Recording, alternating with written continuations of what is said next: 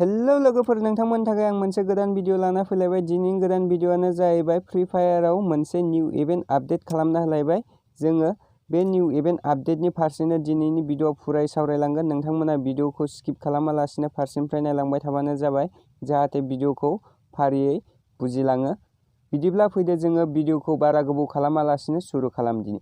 भिडिअखौ सुरु खालामनायनि सिगां नोंथांमोनखौ मोनसे रिक्वेस्ट खालामबावनो लुबैदों। नोंथांमोना आंनि फायार बड' इनफ' इउटुब चेनेलखौ साबस्क्राइब खालामाखैबा साबस्क्राइब खालामना लादो आरो साइडआव थानाय अल नटिफिकेसनखौबो अलाव थुनानै लाब्लानो जाबाय, जाहाथे आङो बेबायदिनो गोदान गोदान निउ इभेन्ट आपडेट खालामोबा भिडिअ आपल'ड खालामोब्ला नोंथांमोना सिगाङो नुग्रोनो मोनो।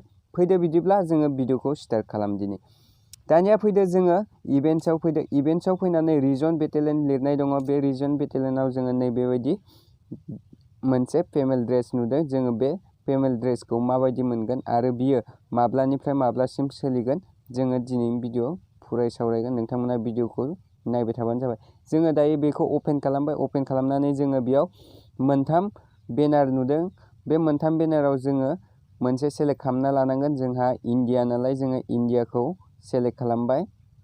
बेबायदि थुबाय, सेलेक्ट खालामबाय, बेखौ कनफार्म खालामनांसिगोन। जोङो कनफार्म खालामबाय। जोङो कनफार्म होनाय लोगो लोगो जोंहा नैबेयाव मिशन दङ। मिशनखौ कमप्लिट खालामनांगोन। बे मिशना माब्रै कमप्लिट खालामगोन दानिया फैदो नायदिनि। जोङो नैबेयाव दङ माखासे मिशन। बेयाव फार्स्टआव दङ बेटेलियन रयेल मुड। जोङो अफ किल 2 अफ बया, ओमफ्राय अफ सेकेन्ड प्लेस। जोंहा बेबायदि मिशन दं। आरो क्लास स्कुड मुड जोंहा बेयाव दङ क्लास स्कुड अर रेंक किल 10 और बया 150, सेकेन्ड प्लेस 100, थार्ड प्लेस 50। जोंहा बेबायदि मिशन दङ। बे मिशनखौ कमप्लिट खालामनांगोन। जोङो बे मिशना नै बेबायदि कमप्लिट जालांबाय थागोन। जेब्ला कमप्लिट जालांबाय थागोन बेयाव भाउचार मोनगोन आरो मोनसे एक्सपायर डेट मोनगोन, गान स्किन मोनगोन आरो मोनसे नेम चेन्ज खालामग्रा मोनगोन। नैबे कार्डआ नेम चेन्ज आरो ग्लुआल 30 डेनि थाखाय मोनगोन। जोङो बेखौ माबायदि कमप्लिट खालामगोन?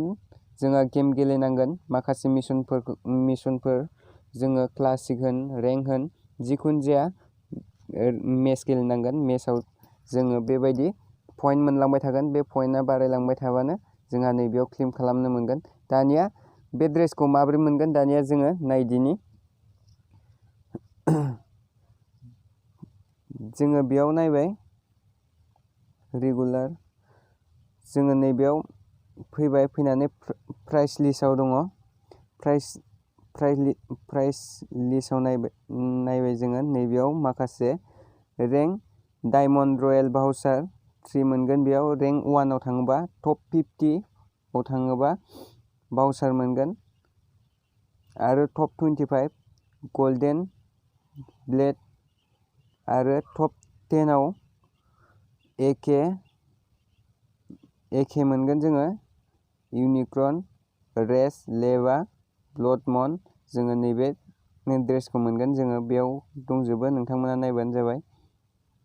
जा हिस्ट्रियाव फैबा जोङो दायो मोनसेबो माबा खालामाखै, कालेक्सन खालामाखै, बेनिखायनो नोंथांमोना बेयाव लिरनाय दंजोबो गासिबो। नोंथांमोना मोजाङै फरायनानै बैसोर मिशनफोरखौ थाबैनो कमप्लिट खालामदो। माबायदि मोनगोन?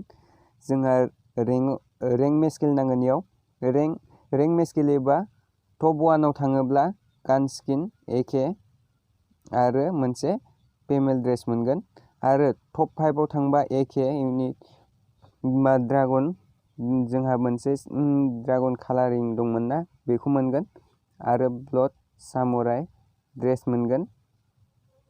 टप 10 आव थाङोबा दायो फैनाय मोनसे एके गोदान फैदोंना कालारिं, जोङो नैबेखौ मोनगोन आरो ड्रेसखौ मोनगोन। बेयाव 25 आव सिखाखौ मोनगोन आरो 50 आव भाउचार मोनगोन मोनसे। बिदिब्ला नोंथांमोना भिडिअखौ नायनानै मोजां मोनदोंब्ला लाइक, कमेन्ट, शेयार खालामदो आरो आंनि फायार बड' इनफ' इउटुब चेनेलखौ साबस्क्राइब खालामाखैबा साबस्क्राइब खालामना लादो आरो साइडआव थानाय अल नटिफिकेसनखौबो अलाव थुनानै लाब्लानो जाबाय, जाहाथे आङो नोंथांमोननि हेफाजाबावनो बेबायदि गोदान गोदान निउ इभेन्ट आपडेट फैयोब्ला नोंथांमोननि सिगाङाव थाबैनो भिडिअ लाबोनो हानाय बायदि। बिदिब्ला दिनैनि भिडिअखौ एसेयावनो दोनथ'बाय। जय हिन्द, जय भारत, बाय बाय।